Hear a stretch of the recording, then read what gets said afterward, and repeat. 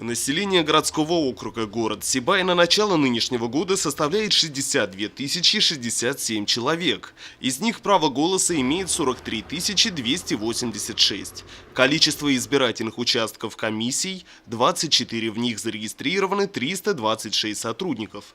На сегодняшний день продолжается работа по приему предложений по кандидатурам для дополнительного зачисления в резерв состава участковых комиссий. По Сибаю до этого на выборах, предыдущих выборах было 3 КАИБа. Это комплекс, КАИБ у нас комплекс обработки избирательных бюллетеней. Было 3, в этом году еще 1 добавляется, поэтому по городу будут установлены 4 комплекса обработки избирательных бюллетеней. Это удобный комплекс, который мгновенно после окончания голосования протокол выводят в готовом виде. Горожане наверняка уже заметили, что на центральных улицах Сибая появились баннеры, которые информируют население о предстоящих президентских выборах. 7 плакатов размещены на улицах Белова, Чайковского, Баймакской, Зилаирского, Индустриального и Восточного шоссе.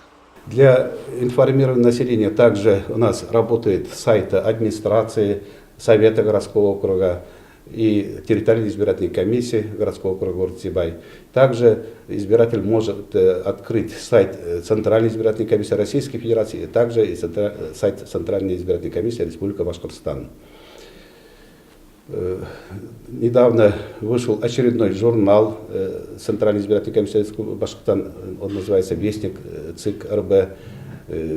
Там тоже о новшествах, которые внесены в федеральные законы, описаны. И там же есть материал о наших студентах Сибайского института БГУ, которые побывали в Государственной Думе.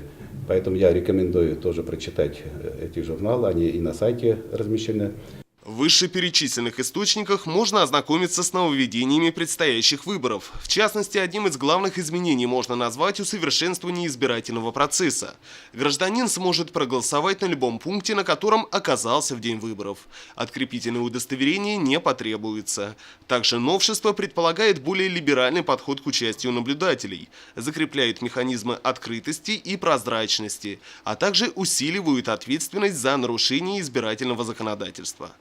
Ринат Музафаров, Айгуль Хамитов, Радмир Исингулов, Гульгина Расхидина, телекомпания СТВ.